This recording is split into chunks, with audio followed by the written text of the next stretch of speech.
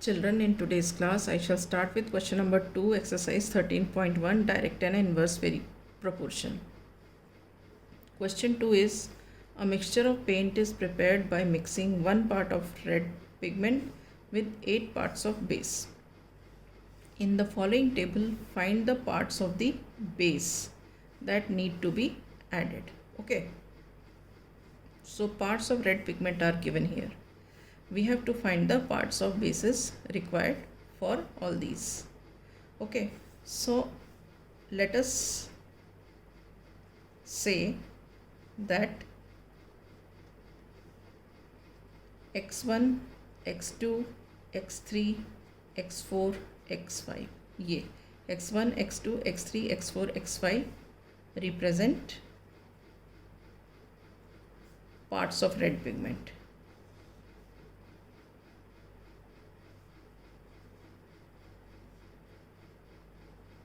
ठीक है, and y1, y2, y3, y4, y5 represent parts of base, and y1, y2, y3, y4 and y5 represents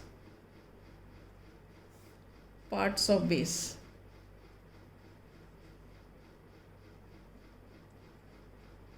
ठीक है, अब हम ये देखते हैं कि ये क्वेश्चन डायरेक्ट प्रोपोर्शन का है या नहीं है. अब देखो, अब हमने अगर एक पार्ट रेड पिगमेंट का लिया तो उसके लिए हमें 8 पार्ट्स बेस की ज़रूरत पड़ी. अब हमने number of parts of red pigment बढ़ा दिए, 1 से 4 कर दिए, तो पार्ट्स ऑफ बेस भी इंक्रीज़ करना होगा, क्योंकि जब 1 था पार्ट्स ऑफ रेड पिगमेंट तो ये 8 थे रेड पार्ट्स ऑफ बेस. तो अब ये बढ़ गया तो इसका मतलब ये भी बढ़ रहा है. तो when one quantity increases other also increases, then we say that this question is based on direct proportion.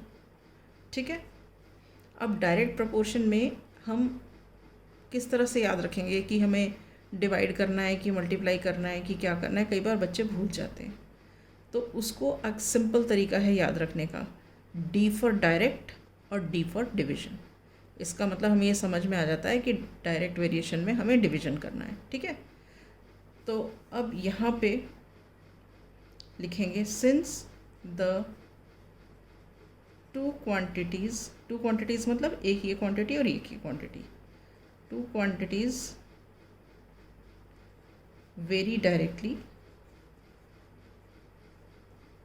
Then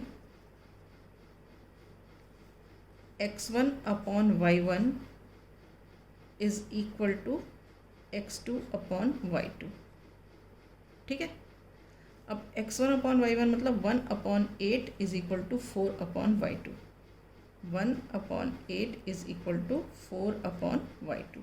ठीक है, अब इसको क्रॉस मल्टीप्लाई करो, ये y2 इधर चला जाएगा और ये इधर आ जाएगा.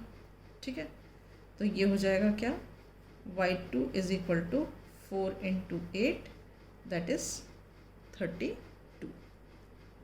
Is this all right? It means here for 4 parts of red pigment we require 32 parts of base. ठीक है, उसी तरह अब हम ये वाला बॉक्स करेंगे. इसमें भी हम ऐसे कर लेंगे, x1 upon y1 is equal to x3 upon y3. आप ऐसे भी कर सकते हो, x2 upon y2 is equal to x3 upon y3, but ये सबसे छोटा नंबर होता है तो थोड़ा कन्वीनियंट होता है, इसलिए हम हमेशा x1 upon y1 is equal to x3 upon y3 या x4 अपॉन y4 या x5 अपॉन y5 ले सकते हैं. ठीक है, तो अब हम करते हैं x upon x1 upon y1 is equal to x3 upon y3. ठीक है, now second part is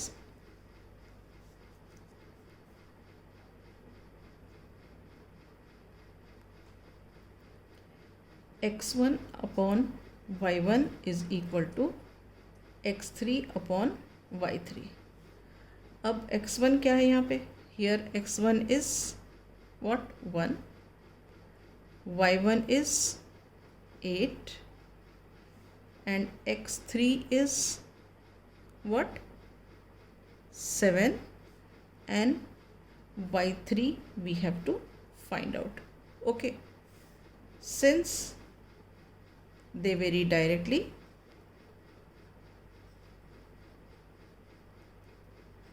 so we have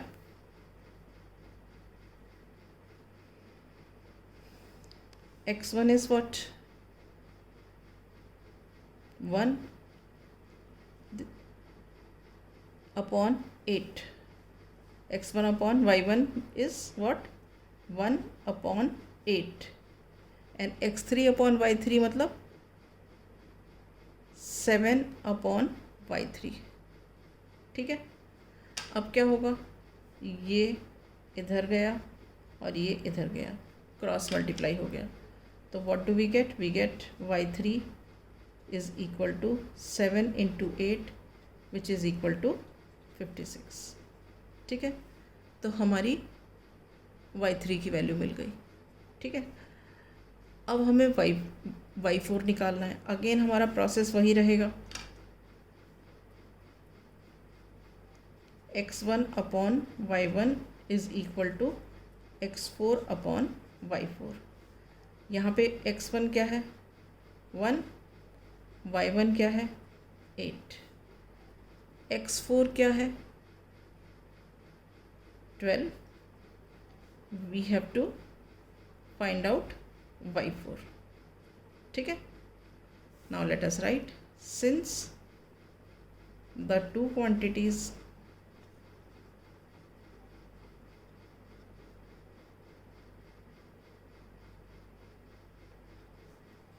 vary directly, we have x1 upon y1 मतलब 1 upon 8 is equal to x2 upon y2, that is equal to 12 upon question mark. अब cross multiply करो,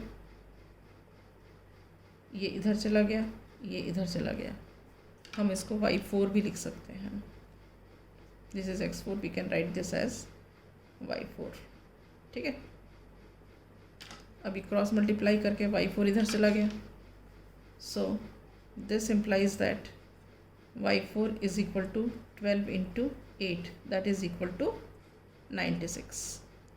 all right, now next fourth part. In the fourth part also, it is x1 upon y1 is equal to x5 upon y5. ठीक है, यहाँ हमें पता है x1 क्या है? 1. y1 क्या है? 8. नाउ x5 क्या है? इट इज़ 20 और y5 हमें निकालना है. ठीक है, तो यहाँ पे since the two quantities vary directly, we have we have 1 upon 8 is equal to 20 upon y5. this upon this is equal to this upon this. सो अभी क्रॉस मल्टीप्लाई होगा, y5 इधर चली जाएगी और ये 8 इधर आ जाएगा. Okay, so we have 1 into y5 is equal to 20 into 8.